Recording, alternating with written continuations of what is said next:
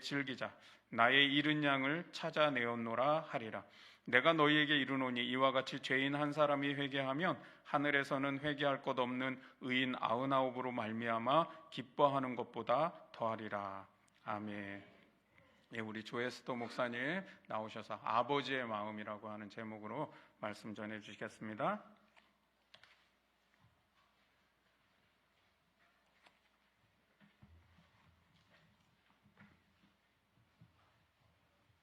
제가 먼저 기도하겠습니다.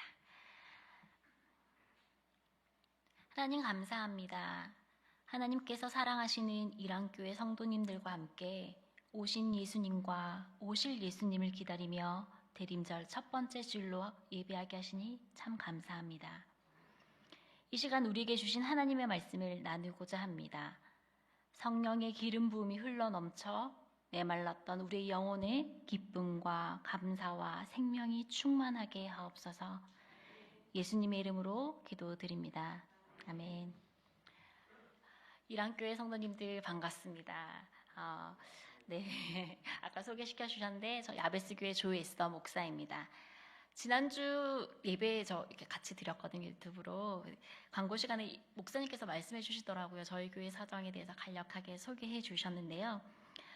이랑교회와 야베스교회는 같은 해에 안양노회 교회 설립을 하게 되었어요. 그때 목사님 처음 뵙게 되었고요. 야베스 교회가 설립될 당시에 교회가 여러 가지 어려움이 생겨서 사실상 교회로 설립을 할 수 없는 상황이었어요. 이 소식을 듣고 이랑교회 미제아립교회 선교팀에서 야베스 교회를 위해서 또 기도와 물질로 후원하고 싶다고 하셔서 계속 이렇게 후원해 오고 계셨어요. 특별히 또 재작년에는 이랑교회 집사님들이 함께 야베스 교회 오셔서 학교 앞에서 전도도 하고 또 함께 또 힘을 실어 주셨어요. 이렇게 사진에 보시면 이렇게 오셔서 저희 뒤에 영어 선생님도 계셨고요. 저희 이렇게 학교 앞에서 이렇게 코로나 시국이었는데도 불구하고 정말 마스크를 끼고 정말 이렇게 전도하는 게 쉽지 않았잖아요. 근데도 정말 우리 교회인 것처럼 내 교회인 것처럼 함께 마음을 나눠주시고 섬겨주셔서 정말 힘이 되었고 정말 감사한 마음입니다. 그런데도 안타깝게도 여러 가지 사정으로 인해서 교회가 좀 며칠 전에 문을 닫게 되었어요. 이랑교회에서 야베스 교회를 후원해 주시던 그 담당해 주시던 집사님, 양 집사님이 전화가 왔거든요. 목사님 교회 사정이 어떻습니까? 그랬더니 제가 집사님 어떡해요? 저희가 좀 어려운 사정이에요 라고 말씀드렸더니 정말 안타까운 목소리로 저희가 야베스 교회가 든든히 세워지기를 얼마나 그렇게 열심히 기도했는데 너무 아쉽다, 마음이 아프다 라고 하시더라고요. 전화기 너머로 들려오는 그 목소리가, 그 안타까운 목소리가 또 얼굴을 뵙지 못했지만 안타까운 얼굴 표정까지 제 마음에 느껴졌습니다. 그래서 제가 뭐라고 말씀드려야 될지 또 차마 입이 떨어지지 않아서 말을 못했어요.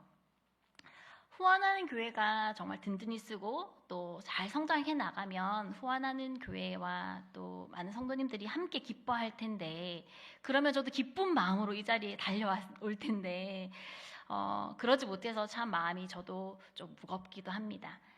그러나 제가 용기 내서 이 자리에 온 이유는 교회가 설립되고 문을 닫기까지 여러 가지 과정 속에서 이해되지 않고 해석할 수 없는 일들이 많았지만 모든 결과는 하나님께 맡기고 또 야베스 교회와 동역한 이랑교회 성도님들께 감사의 말씀을 또 인사를 드리고 싶어서 이렇게 왔습니다. 이랑교회에서 기도와 후원이 없었더라면 야베스 교회는 지금까지 오지 못했을 거예요. 아마 더 빨리 좀 어려움을 더 겪지 않았을까 싶습니다. 오늘 이 설교의 자리를 기꺼이 내어주신 이면수 목사님과 또 그동안 야베스 교회를 사랑해 주시고 후원해 주신 이랑교회 성도님들께 진심으로 감사의 인사를 드립니다.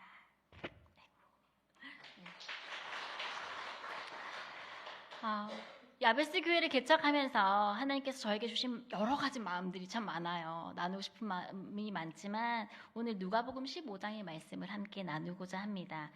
3절 말씀 보시면 예수께서 그들에게 비유로 이르시되 라고 이야기되어 있어요. 누가복음 15장 말씀은 세 가지 비유가 나옵니다. 잃은 양을 찾는 목자의 비유, 그리고 잃은 드라크마를 찾은 여인의 비유, 잃은 아들을 찾은 아버지의 비유입니다.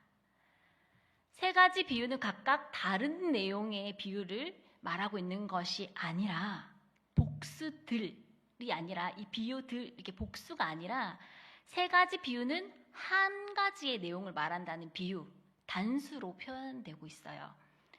잃은 양의 비유는 100마리의 양 중에 잃은 한 마리의 양을 찾는 목자의 이야기, 100분의 1이죠.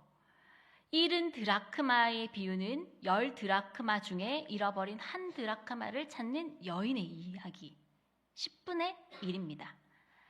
잃은 아들의 비유는 두 아들 중에 한 아들을 찾는 아버지 이야기, 2분의 1입니다.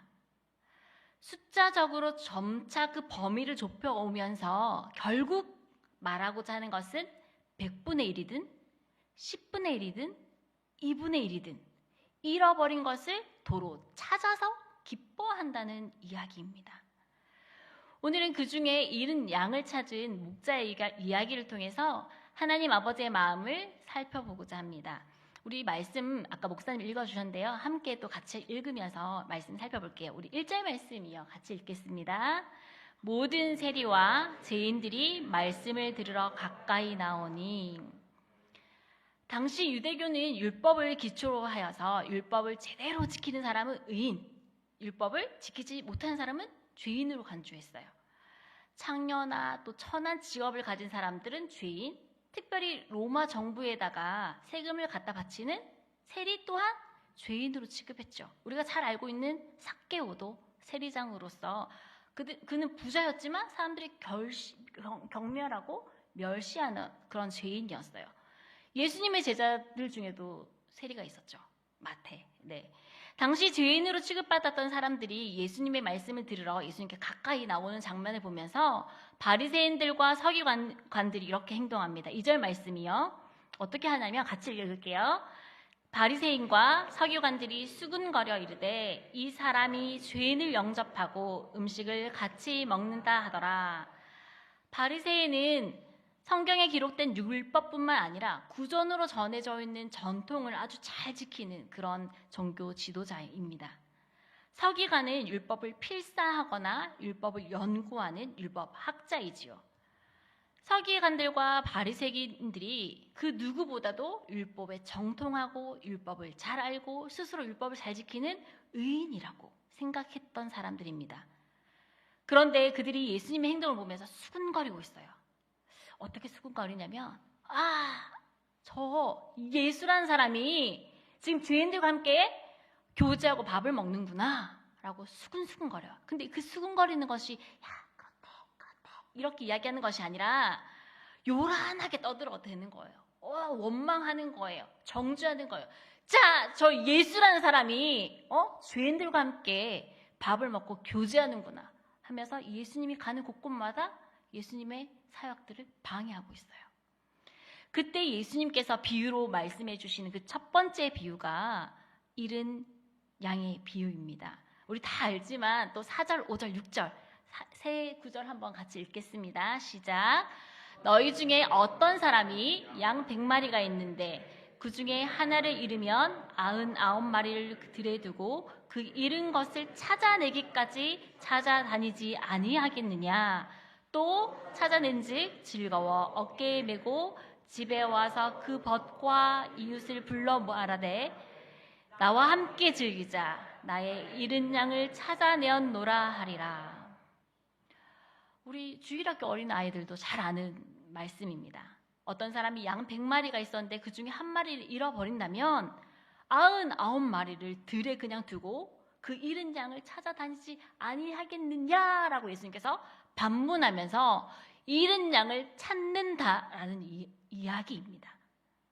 솔직히 이 본문은 전도주일 때나 또 이렇게 사람을 잃어버린 양, 예수님을 모르는 사람, 교회 왔다가 실족한 양들, 그 사람들을 찾자라는 이야기로 잃은 양을 많이 해석합니다. 그렇다면 우리는 누구일까요? 우리는 예수님을 모르는 사람들이 아니죠. 지금 이렇게 예배 드리고 있고 헌금하고 봉사하고 아름답게 신앙생활을 하고 있으니까 우리는 말 잘 듣는 누구일까요? 맞아요. 감사합니다. 들에 남겨진 99마리의 양인 것 같아요.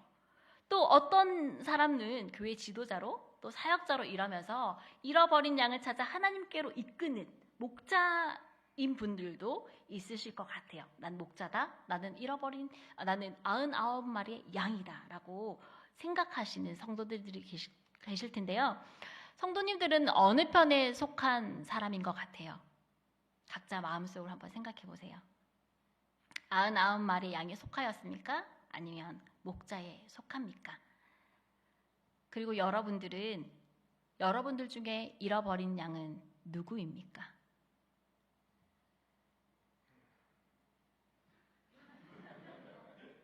우리가 하나님께로 이끌어야 할 잃어버린 영혼을 각자의 머릿속에 한번 떠올려 보세요. 사랑하는 가족, 친구, 이웃, 직장 동료, 머릿속에 스쳐 지나가는 딱 한 사람을 한번 생각해 보시기 바랍니다. 그런데 이 비유의 말씀을 들으면서 목자가 99마리의 양을 들에 두고 잃은 양 한 마리를 찾아 나섰다라는 내용은 조금 고개를 갸우뚱하게 만듭니다.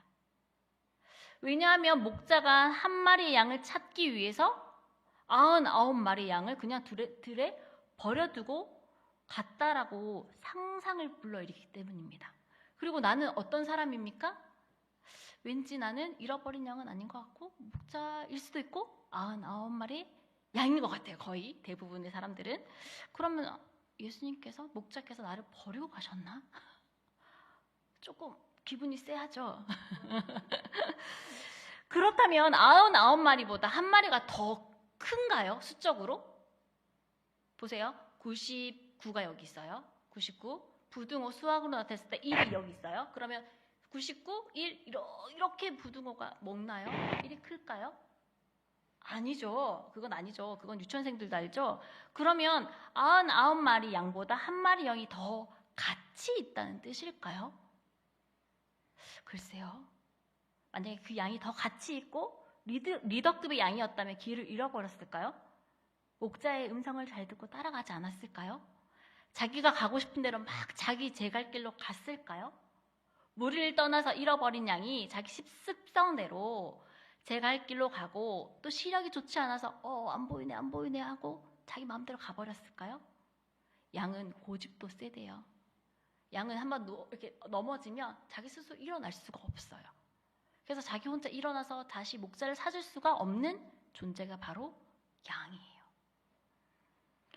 99마리의 양을 두고 한 마리의 양을 찾으러 간다는 것은 수적인 개념으로 가치 평가의 기준으로 자본주의 사회에서 살고 있는 우리에게는 계산할 수도 없고 이해할 수도 없는 어려운 내용이에요. 그렇지 않아요? 여러분들은 무엇을 선택할 거예요? 99마리 선택할 거예요? 한 마리 선택할 거예요? 당연히. 네. 네. 각자가 생각하는 잃어버린 양은 아까 누구인지요? 그리고 99마리의 양을 놔두고 한 마리의 양을 찾으러 간다는 말도 안 되는 이 계산법과 의구심을 가지고 야베스 교회를 개척하게 된 이야기를 함께 좀 나누고자 합니다. 2019년도에 저랑 좀 친하게 지내던 목사님이 계셨어요. 그래서 그분이 몇 년 전에 군포에 교회를 개척했는데 자기는 외국에 있어서 이 교회를 개척할 수가 없고 다른 사역자가 왔으면 좋겠는데 아무도 안 오려고 해. 그래서 좀 와서 도와주면 안 될까? 이야기 하시더라고요. 근데 저는 그 당시에 대형교회에서 교육 목사로 이렇게 있었어요. 초등 부서를 섬기고 있었는데요. 대형 교회이다 보니까 한 학년에 100명 이상씩의 그 재적 인원이 있었어요. 초등학교 1학년 100명 이상, 2학년 100명 이런 거예요. 그리고 한 학년에 학년별로 사역자가 있었어요. 그럼 보시면 근데 이런 대형 교회는 누구나 가고 싶어하는 교회예요. 좀 이름 있잖아요. 이름 들으면 딱 아는 교회거든요. 근데 이런 교회에는 누구나 오고 싶어 하는 사역자가 많기 때문에 꼭 내가 있지 않아도 되겠구나. 그렇다면 나를 필요로 하는 곳에 가자. 라는 마음으로 한 2년 정도만 야베스 교회를 좀 도와줘야 되겠다라는 마음으로 왔어요. 저는 솔직히 개척교회에 대한 생각을 한 번도 해본 적이 없어요.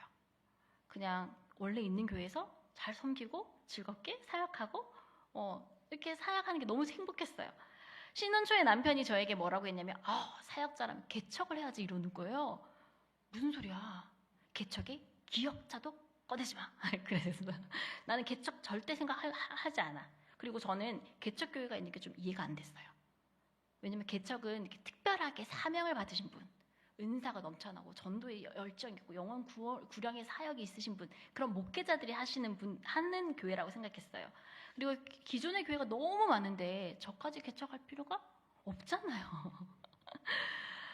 당시 제가 교육부서에서 오래 사역하였고 또 사역의 열매도 많이 맺었어요. 나름 사역을 잘한다고 생각했거든요. 그런데 이제 개척교회, 도와달라는 교회, 그래 한 2년만 도와주면 딱 좋겠다라는 생각으로 교회를 섬기러 가겠다고 하니까 주변에 모든 사람들 다 말렸어요. 가지마. 알잖아요. 왜 가지 말라고 하는지. 교육부서만 섬기던 저에게 개척교회를 섬기는 것은 참 도전이었고 모험과도 같은 길이었습니다. 그런데 두렵기도 했지만 설레기도 했지만 또 기대감도 있었어요. 하나님 어떻게 역사하실까? 와, 뭔가 기대가 되는 마음으로 왔어요. 군포까지 거리가 너무 멀어서 제가 있는 집을 처분하고 살고 있던 집을 처분하고 몇 명 안 되는 성도님들, 청년 그리고 학생들이 있는 이곳으로 군포에 저희가 집을 다 이사를 했어요. 첫날 딱 구입했는데요. 딱 12월 첫째 주예요. 첫날 딱 구입했는데 새로운 목사님이 왔어 얘들아 빨리 교회 와 이렇게 선생님 전화하더라고요. 그랬더니 뭐라고 하냐면 에이 거짓말하지 마세요. 또 누가 왔다고요? 이러는 거예요. 사역자가 하도 많이 바뀌니까 아이들이 믿지 않는 거예요. 누가 왔는지. 그래서 제가 목소리를 들려주고 얘들아 빨리 와라 예배 드리자 하고 처음 예배를 드렸어요. 어찌되었건 간에 한 분의 집사님이 전적으로 교회를 헌신하고 섬기면서 애정을 쏟고 교회를 지키고 계셨어요. 그리고 저희 가정이 와서 이 교회가 너무 행복한 거예요. 사역자가 와서 가정이 와서 같이 즐겁게 공동체를 꾸리고 형성하고 또 노예에 가입을 하게 되었어요. 그 전에 2년 동안 노예에 가입을 하지 못하고 예배만 드리다가 드디어 정식으로 노예에 가입이 되어서 너무 기뻐할 법도 한데요. 코로나가 시작되었어요. 이란교회도 마찬가지죠. 저희 똑같이 그렇게 코로나로 함께 시작했잖아요. 그런데 엎친 데 덮친 격으로 야베스 교회에 처음 개척했던 그 목사님께서 저랑 관계가 틀어졌어요. 처음에는 도와달라고 와달라고 했던 목사님께서 막상 오니까 자기가 이렇게 해라 저렇게 해라 막 저한테 그러시는 거예요. 그래서 이건 아닌 것 같아요 라고 이야기했더니 그러면 나가라고 하는 거예요. 계속 그렇게 해서 사역자들이 이렇게 교체가 되었던 모양인 거예요. 교회 건물에서 나가라 라고 이야기하는 거예요. 그리고 성도들에게는 이번 주부터 교회를 가지 말아라 라고 이야기했어요. 상식적으로 이해되지 않는 일들이 벌어지는 거예요.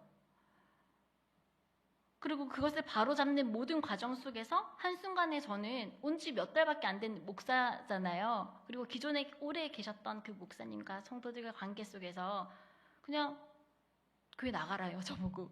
그래서 어떻게 해요? 그 건물 나가래요. 나왔어요. 그리고 성도들도 다 사라졌어요. 이게 뭐지? 모르는 사람도 아니고 친하게 지내던 목사님께 배신당했어요. 교회를 섬기기 위해서 삶의 터전까지 다 이사를 하고 옮긴 지 몇 달이 안 됐어요. 이런 일을 당해서 너무 황당했어요. 그리고 솔직히 저 남편한테 볼 면목이 없었어요. 다른 사역지를 가면 되지! 라고 이렇게 생각했다가도 교회가 어려움을 당한 것을 알지 못한 학생들이 있었거든요. 학생들은 뭘 모르잖아요. 그냥 즐겁게 교회 다니잖아요. 그런데 그 학생들에게 그동안 수차례 사역자들이 바뀌어서 목회자를 그리고 교회를 신뢰하지 못한 학생들에게 얘들아 교회가 이제 문을 닫았다. 교회가 없어졌으니 이제 나오지 말아라. 차마 말을 또 못하겠더라고요. 그래서 교회 건물은 없지만 교회는 등록되어 있으니까 얘들아 우리가 교회야. 건물이 교회가 아니야 라고 이야기하면서 근처 롯데리아 맥도날드에 가서 계속 성경 공부를 했어요. 마스크 끼고. 되게 눈치가 보이는 거예요. 매주 교회 가는 길에 하나님 제발 이 아이들이 그냥 교회 안 나오게 해주세요. 그러면 교회를 깔끔하게 정리할 수 있을 것 같아요. 이런 마음으로 갔거든요. 근데 딱 막상 도착하면 애들이 안 오면 전화하는 거예요. 얘들아 어디니? 기다리고 있단다. 또 같이 와서 또 말씀 듣고 또 이렇게 예배를 드릴 수가 없었어요. 솔직히 롯데리아 맥도날드에서 예배를 드릴 수가 없었어요. 그냥 말씀 한 구절 읽고 기도하고 끝 뭐 이런 정도였는데 이러지도 저러지도 못하고 한두 달 시간만 흘러갔어요. 이런 모습을 보던 남편은 제대로 예배를 드리지 못하는 상황이 너무 마음 아프다면서 근처에 작은 상가를 하나 계약하겠다는 거예요. 에이? 당시 그 외사 대표로 있어서 자기가 돈 벌어서 헌금할 테니까 교회를 계속 하자는 거예요. 교회를 세우는 것은 하나님께서 기뻐하시는 일이니 그냥 3년치, 5년치 내가 11조 미리 한다고 생각하지 뭐. 가불했지 뭐. 그러니 그냥 무대뽀로 빚을 내서 상가를 계약했어요. 드디어 예배 드릴 수 있는 장소가 생긴 거예요. 이제는 아이들에게 롯데리아 이게 아니라 교회에 와서 예배 드릴 수 있을 것 같아 하고 이제 이번 주부터 아이들에게 이 장소에서 만나서 예배 드려야지 했는데 월요일 날에 남편이 갑자기 이렇게 조퇴하고 나서 상가 계약을 했거든요. 교회 계약을 했거든요. 그런데 토요일 날에 딱 전화가 와서 그 학생들의 부모님께 전화 와서 목사님도 아니었어요. 그냥 저 이번 주부터 아이들 교회 안 보낼 거예요. 이러는 거예요. 월요일 날 계약하고 이제 예배 드린 주일 그 바로 전날 토요일 날 그마저도 아이들이 안 나오겠다는 거예요. 망치로 머리를 아주 세게 맞은 기분이었어요. 아무것도 들리지 않았고 머릿속에 그냥 하얗게 되어버렸어요. 그러면 일주일만 좀 빨리 말하지. 그럼 교회를 계약 안 했을 텐데. 이제 와서 아이들이 한 번도 이 교회 장소에 와보지도 못하고 교회를 안 보내겠다고 하니까 도저히 믿을 수 없는 상황이 벌어진 거예요. 친한 목사님으로부터 배신당했고 말도 안 되는 성도들, 그 비상식적으로 행동하는 그 성도들의 반응, 믿음으로 섬기겠다고 결심해서 삶의 터전까지 옮기고 다 정리했던 우리의 삶에 정말 아는 사람 한 명도 없는 이 낯선 곳, 군포 땅에 온 지 몇 달 만에 이런 일이 벌어졌으니 기가 차고 숨이 턱턱 막혀서 정말 숨을 쉴 수가 없었어요. 무엇보다도 하나님께서 나에게 어떻게 이러실 수가 있지? 아무도 안 가는 그곳, 개척교회, 아무도 안 가는 그 사역지에 제가 간다고 했고 그랬으면 하나님께서 저에게 축복을 주시고 상을 주셔야 되는 게 마땅한 것이 아닌가? 그런데 왜 나한테 이게 벌 아닌 벌? 재앙을 내리시는 걸까? 도저히 이해할 수가 없었어요. 차마 그 누구에게도 이런 상황을 말할 수가 없었어요. 성도가 한 사람도 없고 저는 이 계약한 교회를 그냥 포기했으면 좋겠다라고 이 남편한테 이야기했어요. 그럴 때 남편이 저한테 이렇게 말하는 거예요. 너 그때 대형 교회, 큰 교회 사역했을 때 아이들이 그때 부서의 아이들 100명 넘었지. 100명 넘었지. 그때 100명 넘은 아이들 중에 한 아이가 교회 안 나왔을 때 너 누가 안 나왔는지 기억해? 아니, 누가 안 나왔는지 잘 모르겠는데. 100명의 아이들이 이렇게 예배 시간 되면 밀물처럼 쑥 밀려와요. 그리고 예배 드리고 성경 공부하고 1시간 안에 모든 걸 다 끝내야 돼요. 그리고 예배가 끝나면 썰매처럼 쑥 또 교회를 빠져나가요. 그러면 그 짧은 시간에 저는 설교를 15분, 10분밖에 안 하는데 그 사이에 이렇게 100명을 누가 안 하는지 잘 몰라요, 솔직히. 너무 죄송하지만. 담임 선생님의 그 출석 보고서를 보고 누가 빠졌구나, 몇 명이 안 왔구나, 몇 명이 왔구나 라를 알 수 있었어요. 사실 그때는 100명의 아이들의 이름을 다 기억하지도 못했어요. 기억한 아이들은 정말 열심히 하는 아이들 아니면 말썽꾸러기 아이들, 그 중간의 아이들은 잘 몰랐어요. 왜냐하면 1년마다 한 번씩 100명의 아이들이 바뀌거든요. 학년마다 교육 사역자들이 있었으니까요. 그리고 또 남편이 저한테 묻는 거예요. 대형교회에서 사역할 때 한 명의 아이가 교회에 안 온다고 했을 때 너 그때 사역을 그만두려고 했니? 아니, 한 명이 교회 안 온다고 해서 사역자가 교회를 그만두지는 않잖아요, 목사님. 그렇잖아요. 그렇다고 해서 내가 사역을 그만둘 정도는 아니지. 사실 100명 중에 한 명이 안 온다고 해서 예배에 지장이 있거나 교회에 큰 문제가 될 만한 일은 아니잖아요. 100명 중에 1명이 안 오는 것이나 10명 중에 아니면 2-3명 중에 1명이 안 오는 것이나 뭐가 다른데? 라고 이야기하는 거예요. 난 다른 것 같은데. 대형교회에서 100명 중에 1명이 교회에 나오지 않을 때와 야베스 교회에서 1-2명 중에 1-2명이 안 나올 때에 저의 마음의 생각과 태도는 그 무게감은 아주 달랐어요. 100명 중에 1-2명이 교회에 안 나오는 것에서는 그럴 수도 있지. 잘 몰랐어요. 가벼운 마음으로 그냥 사역했어요. 즐겁고 기쁘게. 그런데 2명 중에 2명이 안 나온다는 것은 제가 사역을 그만둬야 되겠다는 정도로 마음이 어렵고 무거웠어요. 1명 중에 1명은 그 1명이 전부이기 때문에 정말 큰 거예요. 그런데 100명 중에 1명은 그 1명도 귀하지만 그 귀함을 잘 알지 못했어요. 숫자의 개념에서 벗어나라는 하나님의 이야기와도 같았어요. 사역을 할 때 큰 교회에서 성도가 많으면 신나고 사역도 잘하는 것 같고 즐거워요. 작은 교회에서 성도가 적으면 사역을 잘 못하는 것 같고 또 숫자의 개념에서 양적인 개념에서 가치로 그리고 제 사역의 평가를 받는 것 같은 느낌이 들었어요. 그런데 숫자의 개념을 뛰어넘으라는 그런 사인처럼 들렸는데 머리로는 알겠어요. 그런데 내 가슴으로 생활로 현실로 이걸 받아들이기가 너무 어려웠어요. 그런데요. 성도가 없는 교회에서 이렇게 접으려던 저에게 남편이 이러는 거예요. 왜 성도가 없어? 내가 있잖아. 우리 아이들이 있잖아. 저를 설득하기 시작하는 거예요. 그래서 믿음 반, 의심 반 해서 저희 가정부터 예배를 드렸어요. 저희 가정이 한 1년은 지지고 볶고 예배를 드렸거든요. 아이들과 저랑 싸우면서 막 이렇게 예배를 드리기 시작했어요. 그리고 이게 점차 자리를 잡아가기 시작했어요.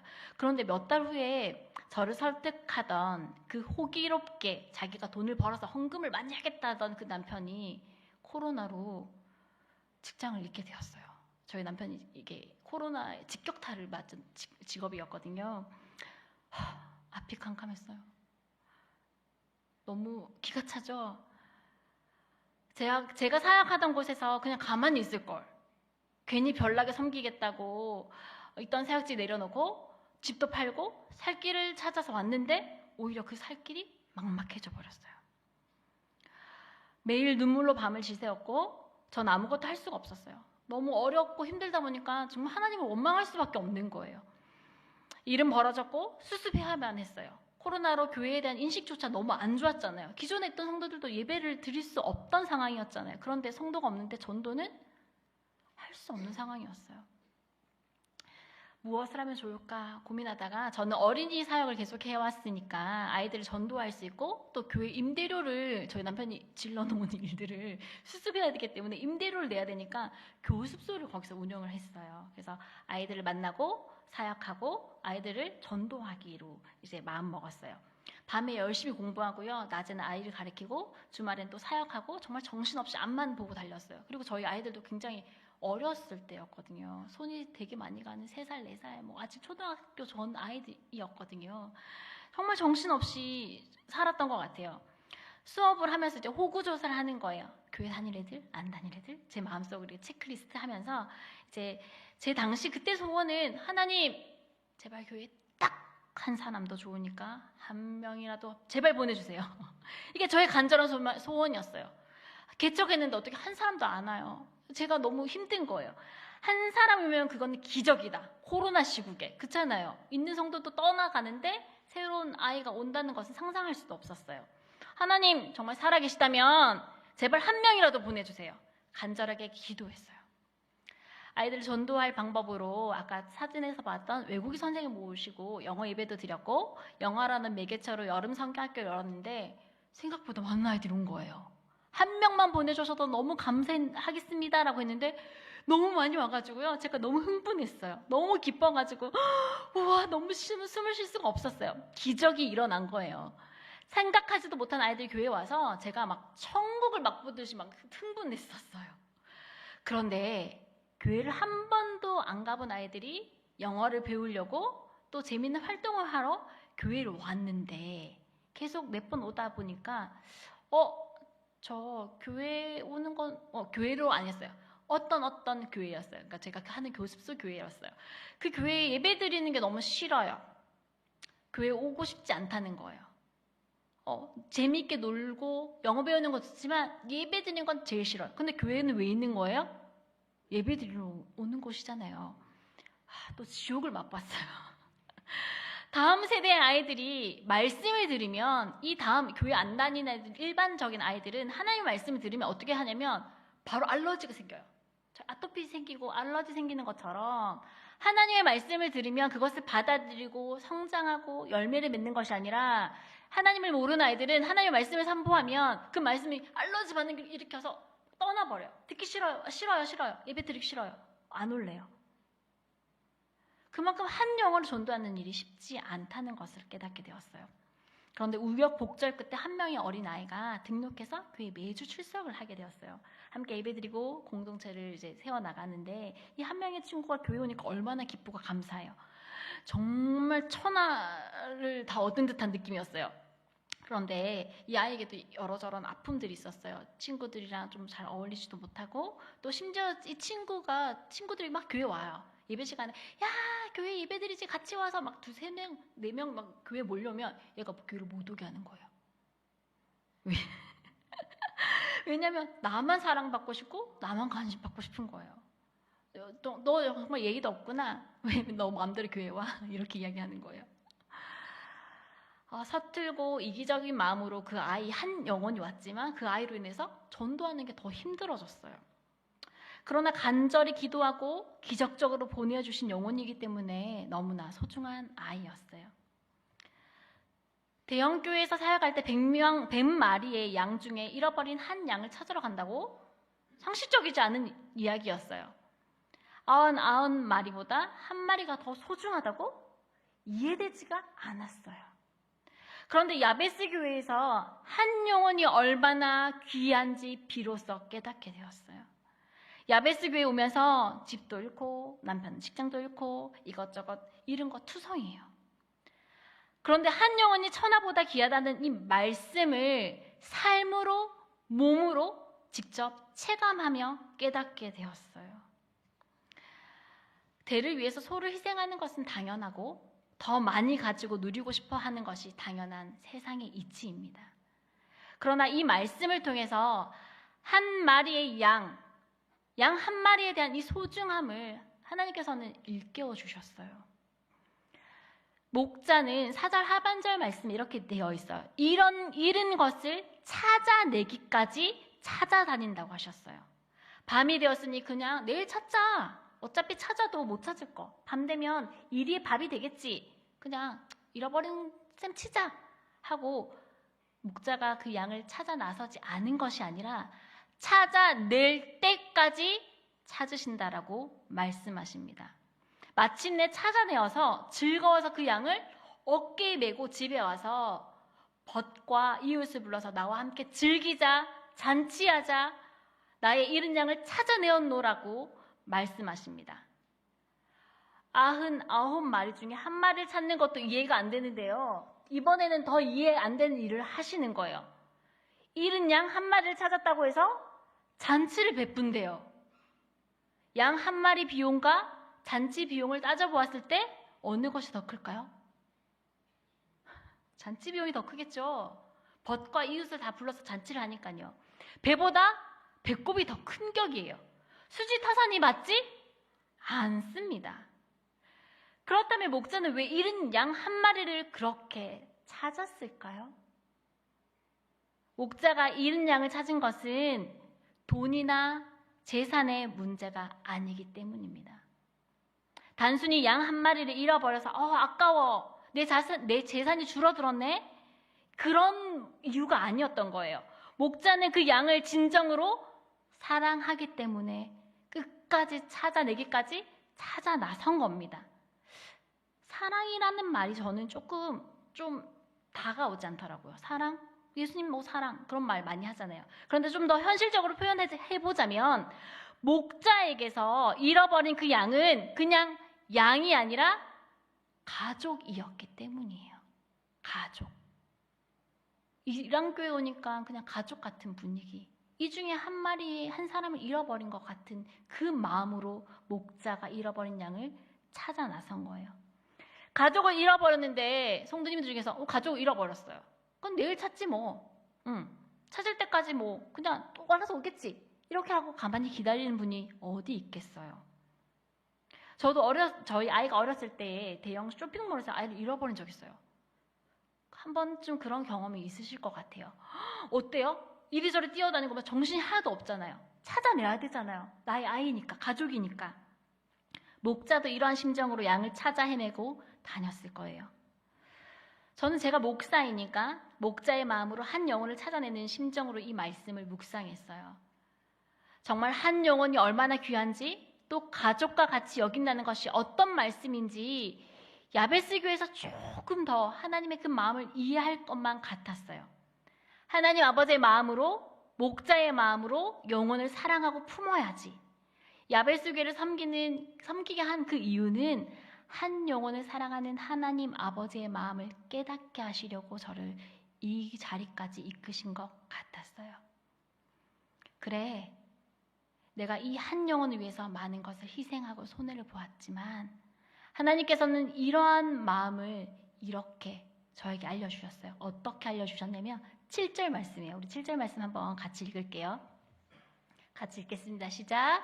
내가 너희에게 이르노니 이와 같이 죄인 한 사람이 회개하면 하늘에서는 회개할 것이 없는 의인 99으로 말미암아 기뻐하는 것보다 더하리라.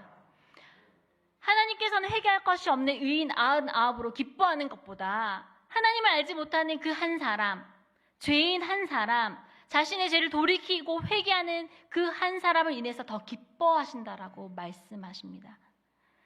야베스 교회에서 비록 많은 열매를 맺지 못했고 어린 영혼들과 함께 예배드렸지만 하나님을 알지 못했던 그 영혼이 하나님께 돌아오는 놀라운 일을 통해서 잃어버린 것을 되찾은 하나님 아버지의 그 기쁨을 함께 동참하고 맛보게 되었습니다. 제가 목자의 심장으로 하나님 아버지의 마음을 조금이나마 깨닫고 느낄 때에 하나님, 그렇죠. 잃어버린 양 찾는 그 마음, 하나님 아버지의 마음, 저 이제 조금 알 것 같아요. 100명 중에 1명은 잘 몰랐는데요. 여기서는 제가 하나님 아버지의 마음을 충분히 그 무게감을 정말 알 수 있을 것 같아요. 라고 느끼고 있을 때에 하나님께서 또 다른 마음을 저에게 주셨어요. 하나님, 한 영혼만 보내주세요. 한 사람만 보내주세요. 라고 간절히 기대했고 그 한 영혼이 야베스 교회에 온 그 첫 번째 아이라고 생각했어요. 그리고 저는 이 아이를 저 개인적으로 제 재산과 뭐 모든 것과 다 바꿨다고 생각했어요. 그만큼 희생했다고 생각했어요. 그러던 어느 날 하나님께서 저에게 이런 마음을 주셨어요. 에스더야, 내가 그토록 찾던 한 영혼, 그 영혼은 바로 너란다. 넌 야베스 교회를 통해서 하나님 아버지의 마음을 깨달았지. 그런데 너 또한 잃어버린 영혼이었어. 너가 그걸 모르고 다른 영혼, 사역자로서 그 한 영혼을 찾아 그렇게 헤맸지. 나는 너를 찾아서 그렇게 헤맸단다. 라는 마음을, 그런 음성을 저한테 주셨어요. 이제 나의 마음을 좀 깨닫게 되었니? 이제 내 마음을 조금 이해할 수 있겠니? 늘 저는 목회자로서 목자의 입장에 있었어요. 야베스 교회에서 한 영혼이 얼마나 귀한지를 알게 돼서 그 깨달음도 저한테는 너무 큰 은혜고 큰 깨달음이었어요. 잃어버린 한 영혼이 다른 누군가가 아닌 바로 나라는 사실을 깨닫고 나서 정말 너무 감격스러웠어요. 정말 너무 하나님의 그 은혜가 너무 커서 눈물이 너무 쏟아졌어요. 하나님, 다른 누군가가 아니라 하나님이 정말 찾고자 하는 사람은 바로 저였네요. 저는 제가 의인인 줄 알았어요.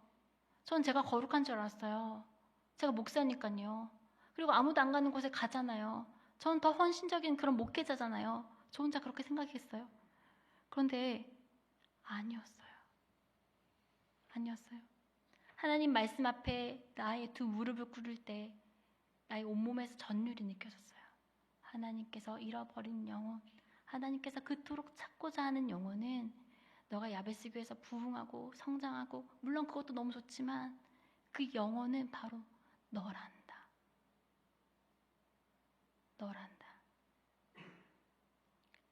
그렇습니다. 우리는 원래 죄인이었어요. 우리는 우리가 잃어버린 영혼이었어요. 잃어버린 양은 바로 우리였어요. 나였어요.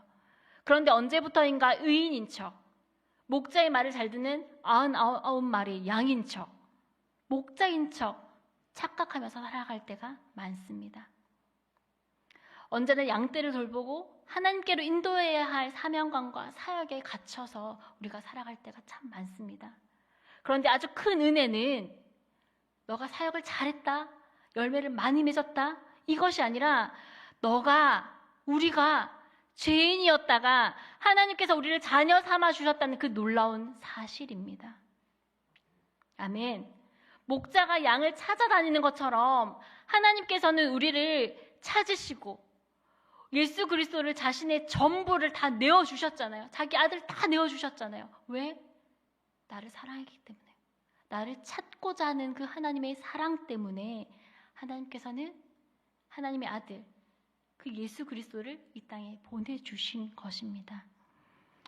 우리가 죄인이었음을 잊지 말고 하나님께서 우리를 찾으시고 기뻐하시는 그 기쁨의 잔치에 우리 함께 참여하기 원합니다.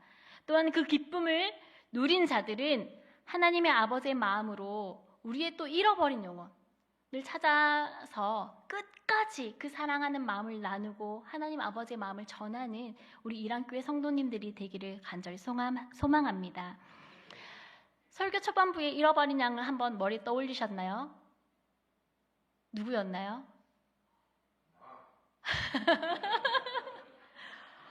정말 힘이 됩니다. 목사님 너무 부럽습니다. 맞습니다. 맞아요. 오늘 설교 너무 잘 들으셨어요. 그 누구도 아닌 잃어버린 양은 바로 나입니다. 99마리 양을 놔두고 한 마리 양을 끝까지 찾으시는 하나님의 아버지의 마음, 우리를 사랑하시고 우리를 가족 삼아주시고 우리를 자녀 삼아주셔서 예수 그리스도의 피로 우리는 한 가족이 되었습니다. 이란교회 공동체가 한 가족이 되었습니다.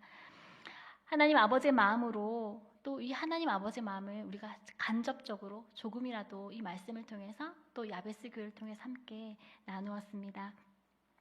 하나님 아버지의 마음이 있는 곳에 우리의 마음이 있기를 원합니다. 하나님 아버지의 눈물이 고인 곳에 우리의 눈물이 고이기를 원합니다. 하나님 아버지가 바라보는 그 영혼에게 우리의 두 눈도 향하기를 원합니다.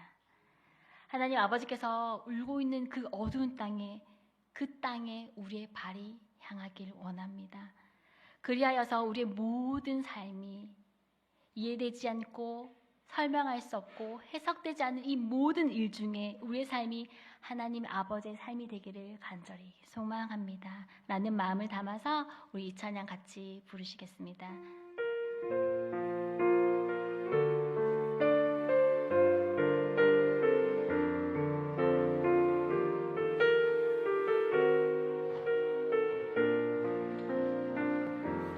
아버지 당신은 마음이 있는 곳에 나의 마음이 있기를 원해요.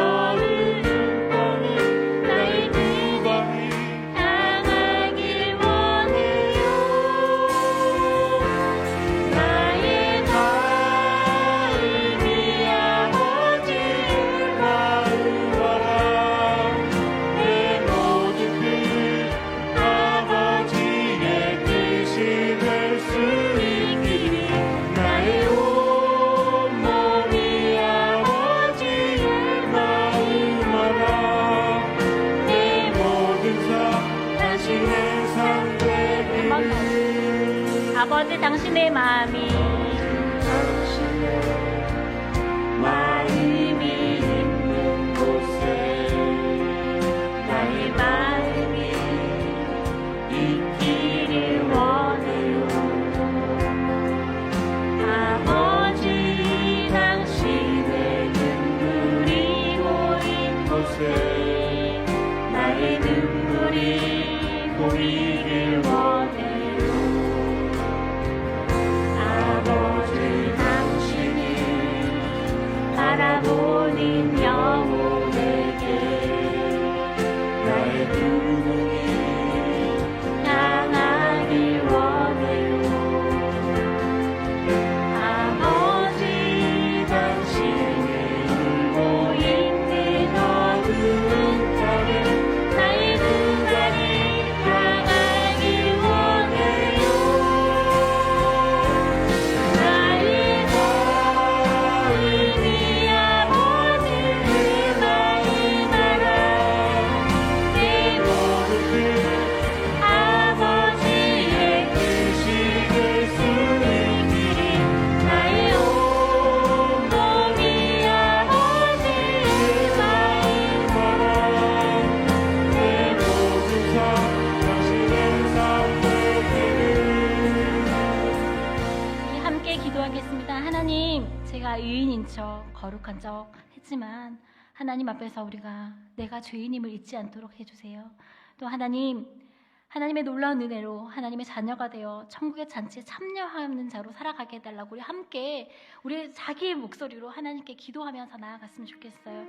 또한 하나님, 제가 잃어버린 양이었습니다. 하나님 저를 구원해 주셔서 정말 감사합니다. 이제 하나님의 기쁨의 잔치에 참여하였으니 하나님 잃어버린 영혼, 하나님의 그 마음이 있는 곳에 저희 마음이 있기 원합니다. 하나님의 눈이 있는 곳에 저희 눈이 향하기 원합니다라고 간절히 기도하며 나가는 우리 이런 교회 가족들이 되길 원합니다. 같이 한 목소리로 기도하시겠습니다. 하나님 감사합니다. 오늘 말씀을 통하여 하나님 함께 기도하며 하나님 잃어버린 영혼이 누구인지 하나님 나갔습니다.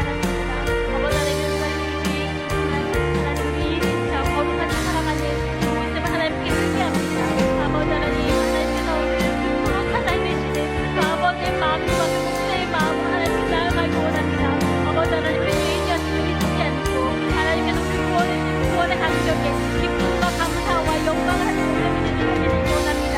하나님 놀라운 은혜로 우리 자녀 향하시는 사원이 아버지 그 하늘나라의 성전지 함께 기쁨을 나누며 살아가는 주의 자녀로 이 땅의 성도로 살아갈 수 있는 인도하여 주시옵소서. 아버지 하나님 마음을 깨달게 하시니 몸과 마음이 하나님을 향하여 아버지 하나님 나아가는 삶이 될 수 있도록 주님 인도하여 주시옵소서. 우리의 앞길도 우리의 세상을 발걸음도 하나님의 선하게 이끌어주시기를 간절히 바람을 하시옵소서. 아버지 하나님 주여 하나님 인도하여 주시옵소서. 아버지 하나님 주여 하나님 이런 교회에서도 잃어버린 영혼을 찾아 헤매며 아버지의 마음으로 살아가는 아버지의 그런 목자로서 하나님의 사역들의 감당이 되는 주님이 주시옵소서.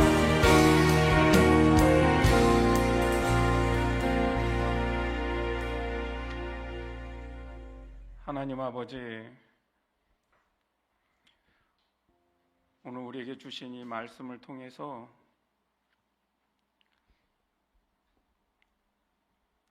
우리가 얼마나 하나님 앞에 교만했고 우리가 얼마나 하나님 앞에 이기적이었는지, 너무 잘나서 너무 똑똑해서 따지고 계산하며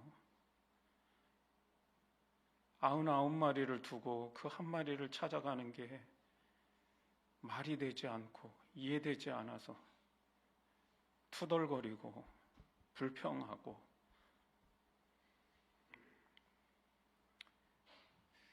주님, 그런데 그 말도 안 되는 사랑으로 바로 우리를 그렇게 찾아다니셨고 그렇게 희생하셨고 그렇게 우리를 구원해 주셨다는 것을 깨닫게 해주셔서 감사합니다. 하나님, 그 아버지의 사랑을 저희가 다시 한번 하나님 우리 마음속에 깊이 새기고 살아가게 하여 주옵소서. 주님이 진정으로 원하시는 것이 무엇이고 그 뜻하신 바가 무엇인지를 날마다 우리 마음 가운데 다시 한번 새기며 주님의 그 마음에 우리의 마음을 포갤 수 있게 하시고, 주님 눈물 있는 곳에 우리의 눈물이 있게 하시고, 주님 바라보는 그곳에 우리의 눈이 주목되게 하시고, 주님 가시는 그곳에 우리의 발길이 있도록 주님 인도하여 주시옵소서. 하나님, 저희들이 그동안 야베스 교회를 섬기며 함께 동역자로 살겠다고 그렇게 힘써 같이 기도했지만, 하나님 또 오늘 이 전해주시는 소식을 통해서 그간에 너무나 마음 아픈 일들이 많이 있었음을 들었습니다. 미처 그 마음 다 헤아리지 못했던 저희들을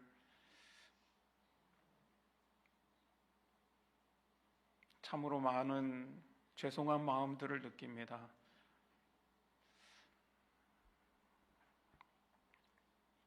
하나님, 하나님을 사랑하는 자, 그 뜻대로 부르심을 입은 자들에게는 모든 것이 합력하여 선을 이룬다고 말씀하신 그 말씀대로 저희에게는 실패처럼 보여도 실패가 아닌 줄 압니다. 또 저희가 교회를 세울 때가 있지만 또 닫을 때가 있을 때 그것이 하나님 우리의 부족함이 아님을 하나님 다시 한번 주님께서 우리 가운데 위로해 주시는 말씀으로 허락해 주셔서 우리 목사님 또 앞으로의 모든 사역 가운데 주님께서 그동안 하신 이 목회 사역을 통해서 뿌린 많은 그 복음의 씨앗들, 그리고 특별히 그 아이들에게 심었던 그 복음의 씨앗들이 반드시 결실하여서 이 땅의 나라와 민족과 열방을 향해서 하나님 나라를 위해 귀하게 쓰임받을 일꾼들로 세워질 줄을 믿습니다. 하나님 또 우리 목사님 앞으로의 그런 사역의 길들을 주님께서 예비하신 줄 믿습니다. 주님께서 친히 그 길에 앞서 계셔서 그 모든 것들을 주장하시고 인도하여 주셔서 우리 목사님이 또 목회를 더 기쁘게 은혜롭게 잘 감당해 나갈 수 있도록, 힘있게 감당할 수 있도록, 소망 중에 감당할 수 있도록 하나님께서 역사하시고 인도하여 주옵소서. 하나님, 목사님 가정이 그동안 하나님 앞에 드렸던 그 많은 것들, 내가 이 땅에서 그 수고하고 헌신하며 희생했던 그 뿌렸던 그 모든 것에 하나님께서 약속하신 대로 100배로 갚아주시고 인도하여 주셔서 우리 목사님 가정에 하나님 주시는 놀라운 은혜와 큰 기쁨이 충만케 하여 주시옵소서. 저희 계속해서 기도의 동역자로 서기 원합니다. 하나님, 우리 성도들 그 한 기도 한 기도가 결코 땅에 떨어지지 아니하고 하나님 보좌 앞에 상달되어 주님께서 그 기도